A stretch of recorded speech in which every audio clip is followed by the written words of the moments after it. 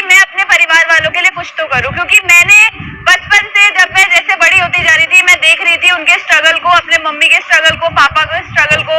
मेरी मम्मी 10-10 रुपए रिक्शे के बचाती थी और 10-10 किलो सब्जी खरीद के लाती थी हाथ में पकड़ के, और जब मैं बोलती थी रिक्शा कर लेती तो कहती है जो 2 किलो सेब साथ में लाई हूं ना बेटा ये नहीं ला पाती अगर रिक्शे पे पैसा खर्च कर देती तो। एक टाइम वो था जब मैं और मेरा छोटे भाई को मम्मी मूवी दिखाने के लिए लेकर गई थी, और जब मूवी दिखाने लेकर गई तो वहां पे जब हमने काउंटर पे जाके टिकट का पता किया तो टिकट का प्राइस इतना महंगा था कि मम्मी बर्गर खिलाकर वापस ले आई थी। पापा ने मेरे बहुत स्ट्रगल किया, प्राइवेट नौकरी करी, पहले इंडियन नेवी में थे क्योंकि उनको सी सिकनेस थी तो उन्होंने जल्दी रिटायरमेंट ले ली थी, और उसके बाद क्या हुआ वो प्राइवेट जॉब करने लगे। एक दिन मेरे पापा को पता नहीं क्या भूत चढ़ा, ऐसा सेमिनार था, सुरेखा भार्गव मैम आई थी और मेरे पापा घर आए, घर आते ही बोलते चल चल तेरे को ना कहीं लेकर चलने और सामान लेकर आएंगे, आधार कार्ड लेकर चल। तो मैंने कहा पापा आधार कार्ड लेकर चलूं क्या, मतलब कोई कंपनी वंपनी का सिस्टम है क्या, क्योंकि इन्होंने ना पहले भी एक कंपनी करी थी। तो मैंने बोला यार पापा ये ना सब बेकार की चीजें, आप ना इन चक्रों में मत पड़ो, और पढ़ रहे हो तो खुद पढ़ लो, मुझे मत बोलो। तो पापा बोलते नहीं नहीं तू चल चल, मैं जा नहीं रही थी। तो पापा ने ना मुंह छोटा सा मुंह बना लिया। अब पापा नाराज हो गए, पापा का दिल रखने के लिए मुझे जाना पड़ा। अपने पापा का दिल रखने के लिए जब मैं गई तो वहां से हमने कुछ प्रोडक्ट्स खरीदे तो यूज करे तो अच्छे लगे तो सहेलियों को बता दिया। सहेलियों ने पूछा चेहरे पे क्या लगाती है, मैंने कहा मैं नहीं बता रही, जा। मैंने बता दिया क्योंकि हर कोई शेयर करने में बहुत माहिर है इंडिया में। तो यहाँ पर क्या होता है, यहाँ पर सलाह देने में क्या मिलता है, पैसा भी मिलता है। अगर मेरे बाल झड़ने ठीक हुआ और मैंने सहेली को बताया तो मुझे पैसा मिलेगा। और जैसे मैं आपको बता रही हूँ मेरे पापा मेरे को मीटिंग में ले गए थे तो वहां पर मेरी प्रोडक्ट्स हमने खरीदे, प्रोडक्ट्स अच्छे लगे, यूज करे। सहेली ने पूछा क्या यूज कर रही है, मैंने बोला फेस वॉश लाए थे यार पापा जबरदस्ती पता नहीं कहाँ ले गए थे। तो कह रही अच्छा मेरे लिए मंगवा देगी। अब दिमाग में घंटी बजी, मैंने कहा हाँ। कह रही कितने का है फेस वॉश, मेरे को 150 का पड़ा था, मैंने वो 200 का। कहती अच्छा, कह रही मेरे लिए मंगवा दियो। तो मैंने 200 रुपए में उसे जाके फेस वॉश बेचा, 150 रुपए दिए पापा को क्योंकि लागत तो पापा की थी, 50 रुपए रखे जेब में, बड़ा मजा आया। सोचा कि जब यूज करके मैंने कमाया, जब मैं सच में जाके लोगों को बताऊंगी तो बिजनेस तो मजेदार हो जाएगा। और फिर मैंने क्या किया, पड़ोस के कुछ लोगों के पास गई और मैंने उनको मोदी केयर के बारे में शेयर किया। इतनी मालाएं जितनी अभी पड़ी है इससे ज्यादा उस समय पड़ती थी। अरे हंस रहे हो, सब प्यार करते थे, बोलते आओ बेटा बैठो, चाय पियोगी क्या पियोगी, ये लो 10,000 रुपए।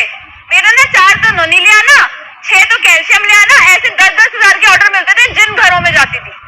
10 साल पहले की बात बता रही हूँ। फिर क्या हुआ, ज्वाइनिंग के 2 दिन बाद घंटी पे घंटी बजने लगी। अब घंटी जब इतनी बजी तो मैंने कहा कि मैंने जाके चेक किया तो धक्का मुक्की लग रही है, मैं अंदर गिरने को हो रही, लोग आ गए इतने सारे, सबके हाथ में आधार कार्ड, सबके हाथ में 10-10 हजार रुपए ऑर्डर। कह रहे मुझे जोड़ो मोदी केयर में जोड़ो। मेरे साथ ऐसा हुआ था, आपके साथ भी होता है? किसी के साथ भी नहीं होता, मेरे साथ भी नहीं हुआ था। क्या हुआ था, भगा दिया था, बोला था बेटा ये सब हम करके छोड़ चुके हैं, तो इन चक्कर में मत पड़, ये सब बेकार की चीजें हैं। मेरी पड़ोसन की भाभी की नंद की सास की बहू ने भी किया था, उसे कुछ नहीं मिला।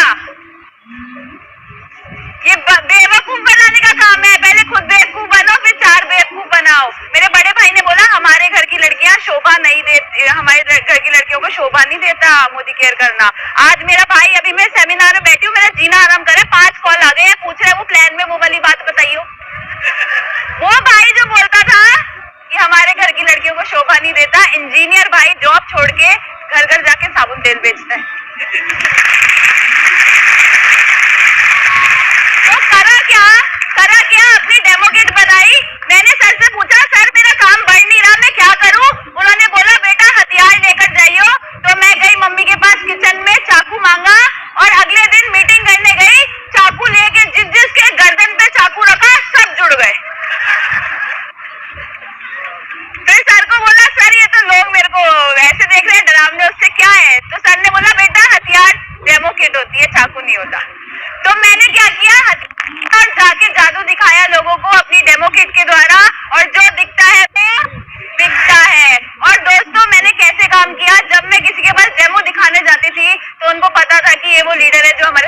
पूरा कर सकता है, क्योंकि मैं जब जाती थी मेरे में करंट होता था 360 वोल्ट का। हम मीटिंग करने कैसे जाते हैं? तू जुड़ जा, मेरे को तो कोई जोड़ गया था, तू भी जुड़ के देख ले, शायद तेरी भी जिंदगी बदल जाए। वो सेमिनार हो रहा है, बारिश का टाइम है, चल छोड़, मैं भी नहीं जाती। एनर्जी नहीं है। इतने बढ़िया लीडर्स आए, इतना बढ़िया सेमिनार हो रहा है, इतना अच्छा, बिना माइक के लोग गला फाड़ फाड़ के बता रहे हैं भैया मुझे ये मिला, मैंने ये किया, मेरे सपने पूरे हुए। हमारी ताली कैसे बज रही है?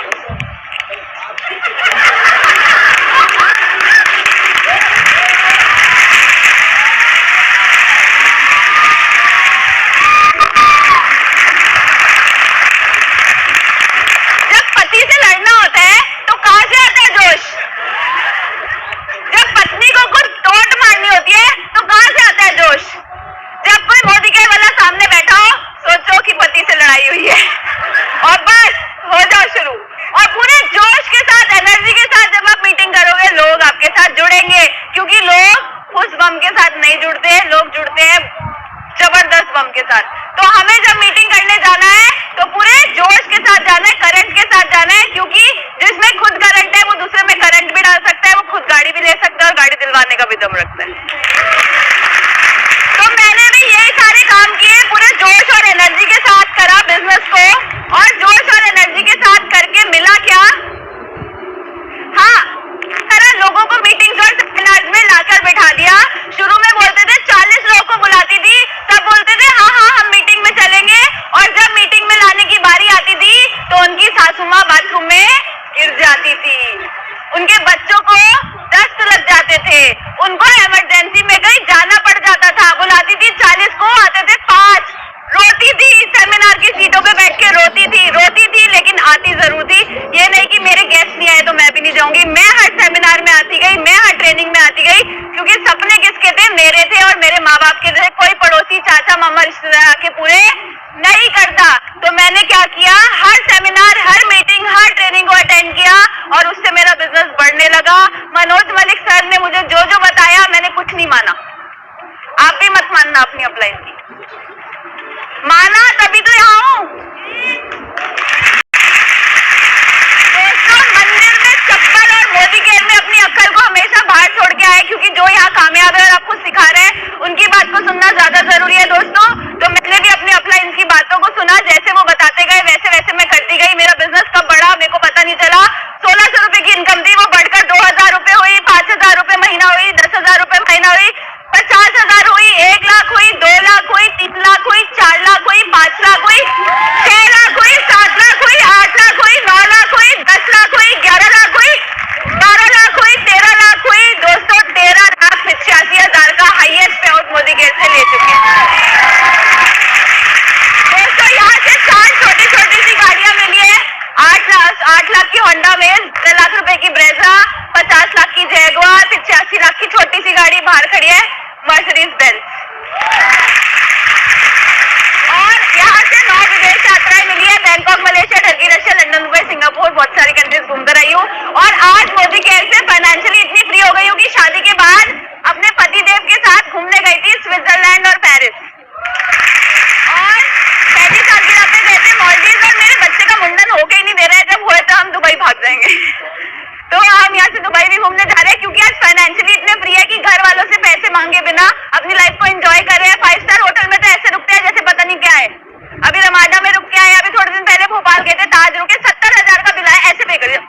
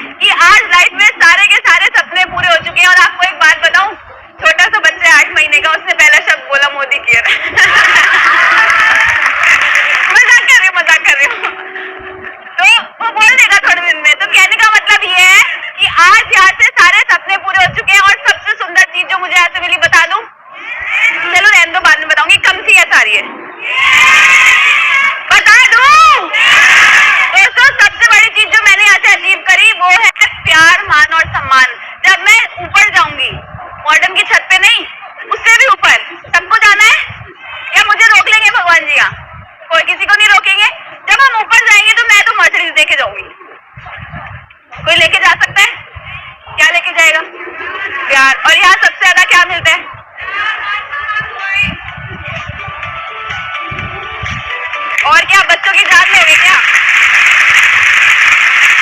अरे लोग इतना प्यार करते हैं। अभी मेरा जन्मदिन था 8 सितंबर को।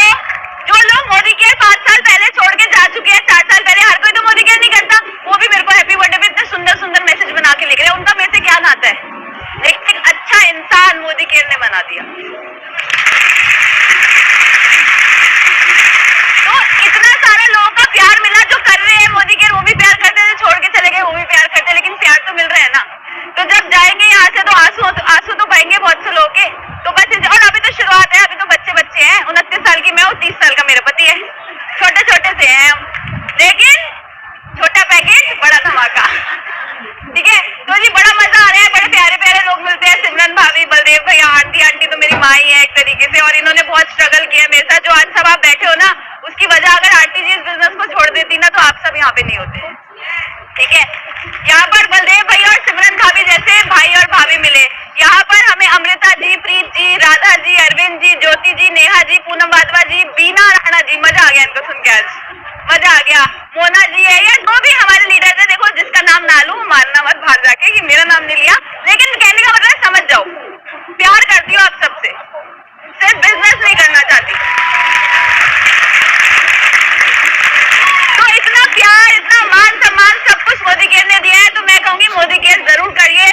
मेरी टीम में भी अब लोग कहने लगे हैं कि मैडम हम तो आखिरी सांस तक मोदी केयर करेंगे। टीम में बोल रहे हैं तो मैं तो करूंगी, है ना। तो मैं भी करूंगी और आप सब भी करिए, और जी जान से करिए। नेगेटिविटी मिलती है, रिजेक्शन मिलती है, मेरे को भी बहुत मिली थी, लेकिन आज जो मेरी इनकम है, मेरी जो सक्सेस है, वो सबको जवाब दे दी। जो भी कुछ हूँ अपने पेरेंट्स और अपने अपलाइंस की वजह से हूँ, और एक बहुत बड़ा जो रीजन है जिसकी वजह से आज भी, क्योंकि जब एक गृहिणी बन जाते हैं ना, तो चीजों को करना बहुत मुश्किल हो जाता है। लेकिन मैं तालियां बजवाना चाहूंगी अपने हस्बैंड के लिए। एक बार दिग्विजय जी आइए स्टेज पे।